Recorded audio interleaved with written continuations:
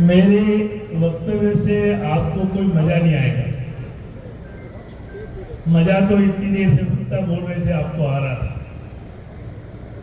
बड़ा आनंद ले रहे थे। पूज्य संत महानुभावों को प्रणाम करता हूँ। भाई हरेंद्र जी बोल रहे थे तो वो कुछ मांग कर रहे थे। भाई मान शंकर जी नीनामा बोल रहे थे तो वे सावधान कर रहे थे। अनेक कार्यकर्ताओं ने आपको सावधान किया। मैं भी आपके ध्यान में ला देता हूं कि पार्टी किस तरह से मेहनत करती है तो अपने लक्ष्य को प्राप्त करती है।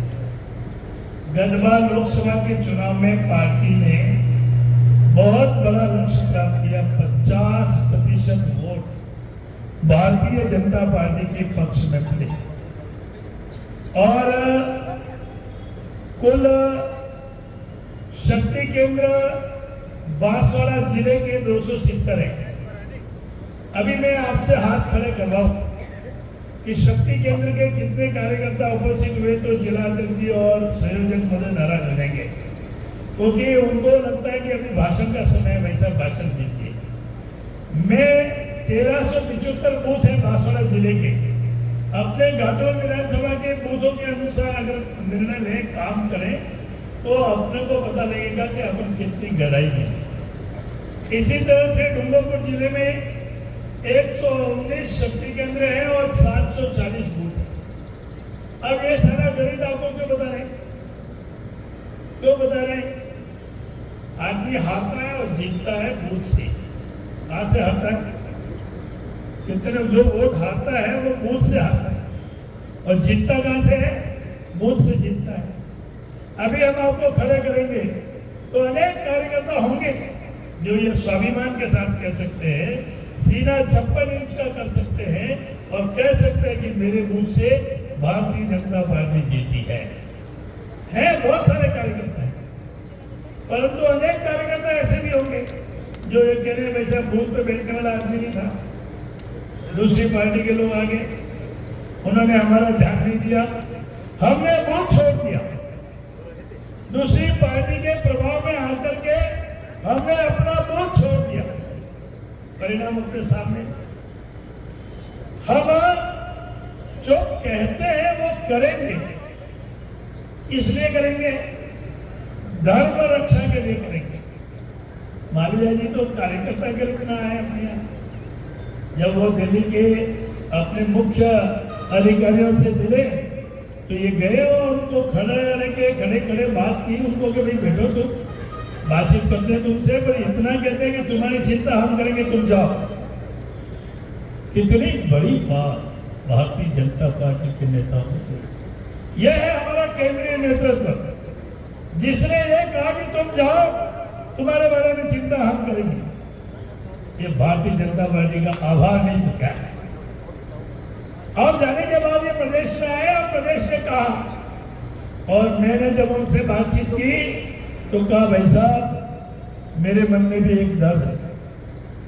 दर्द क्या है? अनेक वक्ताओं ने कहा, धन सिंह जी ने भी बोला, दूसरों ने भी बोला, राम मंदिर के बारे में दर्द। मेरी पार्टी राम मंदिर में विश्वास नहीं करती, राम मंदिर के विरुद्ध में वकील खड़े करती है। रामलला का मंदिर बन गया तो दर्शन के लिए निमंत्रण देते तो दर्शन ठुकरा देती है। ऐसे में मेरा मन एकदम से हिलोरे लेने लग गया कि धर्म के काम के लिए मालवीय का जन्म हुआ है और धर्म के काम का प्रतिबंध लग रहा है। ऐसी पार्टी में अब मैं नहीं रहूंगा। अब वो आदमी जिसके पास कोई पद नहीं हो, पार्टी में कोई उसका मान सम्मान नहीं हो, वो पार्टी में शामिल हो जाए तो उसकी क्या वैल्यू है? और वो आदमी जिसको सरकार हेलीकॉप्टर देती है, हेलीकॉप्टर से पूरे क्षेत्र में अपनी पार्टी का प्रचार प्रसार करता है, हेलीकॉप्टर के माध्यम से पार्टी के लिए दिन और रात दौड़ता है, लेकिन उसकी पार्टी कहती है मालवीय अगर तुम मंदिर का नाम लोगे तो तुझे पार्टी से बाहर निकाल देंगे। अर्थात इन्होंने ये निकाले, इसके पहले मैं ही निकल जाऊं, धर्म की रक्षा के लिए मैं ही बाहर आ जाऊं और ये धर्म की रक्षा के लिए बाहर आ जाए। और आने के बाद सच्ची में मैं बता रहा हूं आपको, मन से बता रहा हूं, कार्यकर्ता के रूप में ही आए, और कार्यकर्ता के रूप में आए तो पार्टी ने उनको लोकसभा का उम्मीदवार बनाया। अपने यहाँ परंपरा है, एक बार डूंगरपुर जिला तो एक बार। अब बांसवाड़ा जिले में जैसे ही आपने पार्टी में प्रवेश किया और पार्टी को लगा कि इनसे मैदान में लड़ाई लड़ी जा सकती है और ये लड़ाई ज्यादा अच्छे ढंग से लड़ सकते हैं, इनको टिकट मिल गया। और टिकट मिलने के बाद ऐसा नहीं है, टिकट मिलने के बाद नहीं, पार्टी में शामिल होने के बाद पार्टी के सारे वरिष्ठ पदाधिकारियों के घर जाकर के यदि किसी ने संपर्क किया है तो कार्यकर्ता के नाते मालवीय जी ने संपर्क किया। यहाँ के अपने नवनीत भाई नीनावा को भी मिलने के लिए गए, उनका स्वास्थ्य हाल चाल पूछने के लिए गए। इसका मतलब क्या है? पार्टी ने टिकट बाद में देगी, लेकिन उनके मन में एक बात गूंज रही है, धर्म रक्षा। अब मालवीय का शेष जीवन ये धर्म रक्षा के लिए है। मेरे पास पद है, 1,10,000 वोट का मालिक हूं, पार्टी ने मैं विधायक हूं, पार्टी ने मेरी नेतृत्व में 4 विधायक जीते, मेरे पास सब कुछ है, मेरे घर में जिला प्रमुख है, लेकिन मुझे कुछ चाहिए, इसके लिए पार्टी में शामिल नहीं हुआ हूं। मैं पार्टी में शामिल हुआ हूं धर्म की रक्षा के लिए, धर्म के विरुद्ध, लोग के विरुद्ध जो लोग लड़ाई लड़ते हैं, इनके विरुद्ध लड़ाई लड़ने के लिए मैं आया और इसलिए पार्टी ने आपका स्वागत किया है। आज भी बाजार में मैं देख रहा था, कार्यकर्ताओं में बड़ा उत्साह था।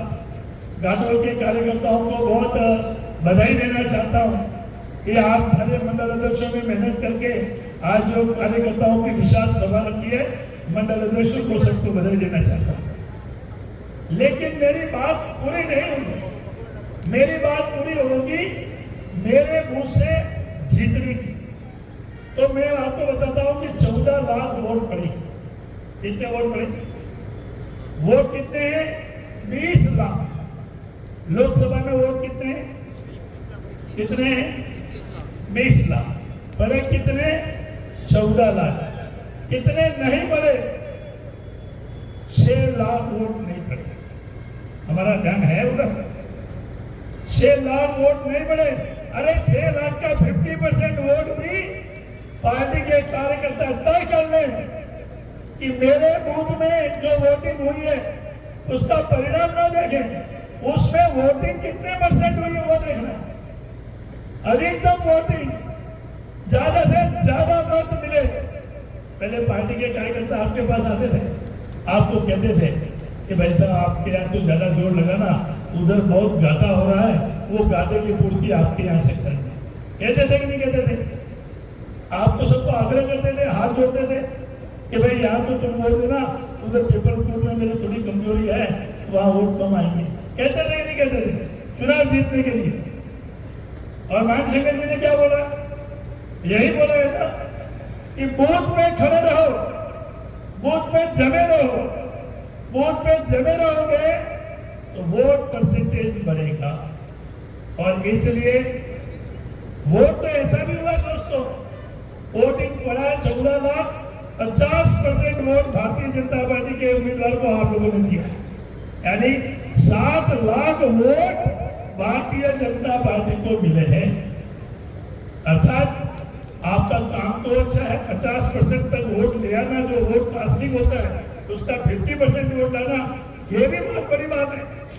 परंतु ऐसे वोट भी पड़े 26,000, जहां कोई उम्मीदवार नहीं है, कोई उम्मीदवार खड़ा नहीं है, किसी का चुनाव चिन्ह है नहीं। वोट कितना बड़ा है? 26,000। अर्थात हमारा जो मोटिवेशन है, हम जो निमंत्रण देते हैं, हम जो आग्रह करते हैं, उसको ये कहना पड़ता है वोट बीजेपी को देना है, ऐसा जाना ना किसी और पे बटन न दबाए, और पे बटन दबाने के 26,000 वोट। दूसरी पार्टी जो इन दिनों झूठ बोल करके राज करना चाहती है, कभी तो कहती है मैं कांग्रेस के साथ जाएंगे, कांग्रेस से समझौता करेंगे और समझौता करके हम वोट लेंगे। वो पार्टी है जो धर्म ध्वजा को बिगाड़ना चाहती है, देवरों को मानती नहीं है, साधु संतों को मानती नहीं है, राम हुए कि नहीं हुए नहीं मानती है। अब समाज जीवन में जीना है, घर घर राम राम कहना है, तो राम राम बंद ना हो जाए, इसके लिए वोट भारतीय जनता पार्टी को देना एक आधार है प्रचार करने का। राम को नहीं मानते हैं, राम के बारे में बोलते हैं, तो राम राम बंद हो जाएगा, फिर फायदा क्या होगा। इसलिए आप सभी कार्यकर्ताओं से मेरा आग्रह है कि आप, मैं तो चाहूंगा कि इस राजेंद्र जी पंचाल साहब को कहो कि मंडल अध्यक्षों को बूथ के अनुसार परिणाम दे दीजिए। लोकसभा का गतबा सारे मंडल अध्यक्षों को बूथ के अनुसार परिणाम दे दीजिए और उनको अध्ययन करने में बार बार काम मत बताओ। उनको अध्ययन करने में कि आपके कितने बूथ हैं। आपके एक मंडल में मानो 45 बूथ हैं, एक मंडल में 70 बूथ हैं, एक श्रेणी के बूथ कितने हैं जहां आपको ज्यादा वोट मिला है, ये कौन देखेगा? ये हमको देखना पड़ेगा कि हमारा बूथ में एक श्रेणी यानी वहां भाजपा का गढ़ है। जैसे कभी हम घाटों को गढ़ कहते हैं और पंचायत राज चुनाव में हार जाते हैं, घाटों को गढ़ कहते हैं और चुनाव आए उसमें हार जाते हैं। तो गढ़ कहते कहते कहीं आपके मन में ऐसा नहीं आ जाए कि हम तो गढ़ हैं और पीछे मुड़ के देखो तो गढ़ डा हुआ मिले।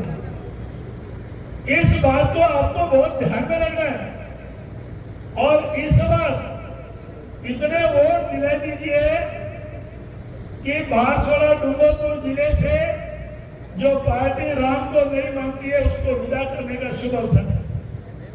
हमारी लड़ाई दोनों दल से है, कांग्रेस से भी है, पर ये तो दोनों कभी कभी एक हो जाते हैं। गत बार बीजेपी थी, एक हुई कि नहीं हुई, हुई कि नहीं हुई। जनजाति का वोट ले जाने के बाद वो एक हुई कि नहीं हुई, कांग्रेस के साथ समझौता किया कि नहीं किया। इस बार भी घूम रहे, बातचीत चल रही है, समझौते के मूड में दूसरा दल उनको मदद नहीं कर रहा है। इसलिए मैं आपसे आग्रह करने के लिए आया। दोस्तों, या एक साफा बांधूंगा तो पहचाना जाऊंगा, ऐसा नहीं है।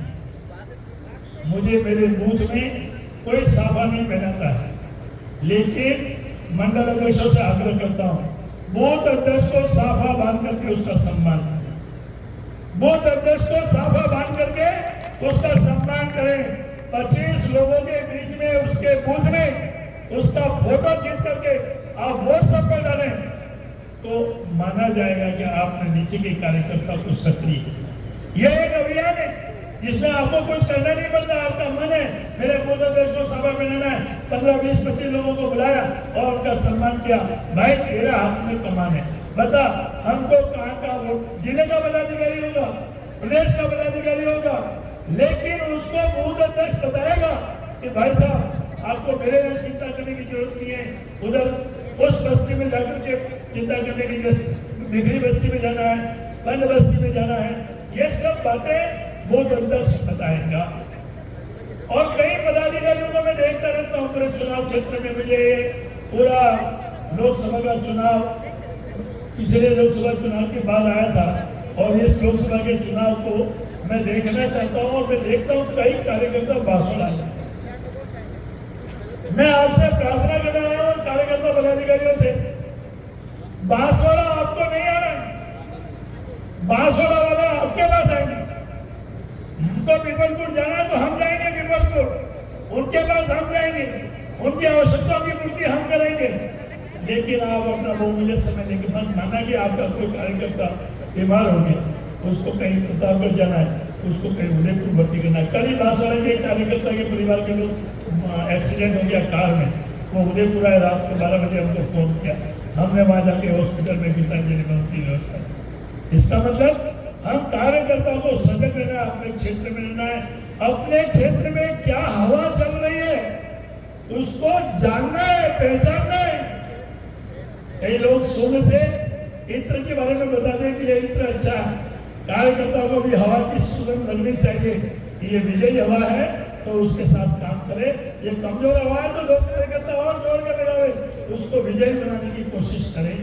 मैंने जो बातें आपको कही है उसमें एक भी बार ताली नहीं बजी, नहीं बजी ताली और नहीं बजेगी ताली, क्योंकि इसमें ताली बजने वाली बात ही नहीं है। क्योंकि ताली तब बजती है जब कोई ठोकता है, अच्छे राजेंद्र जी बोलते हैं मान सिंह जी बोलते हैं, हरेंद्र जी बोलते हैं, अब मालवीय जी बोलेंगे, तब ताली ठोकते। इसलिए बंदे में ये जो पेड़ है वही अच्छा है। अब मैं आपको जबरदस्ती ताली बजवा रहा हूँ।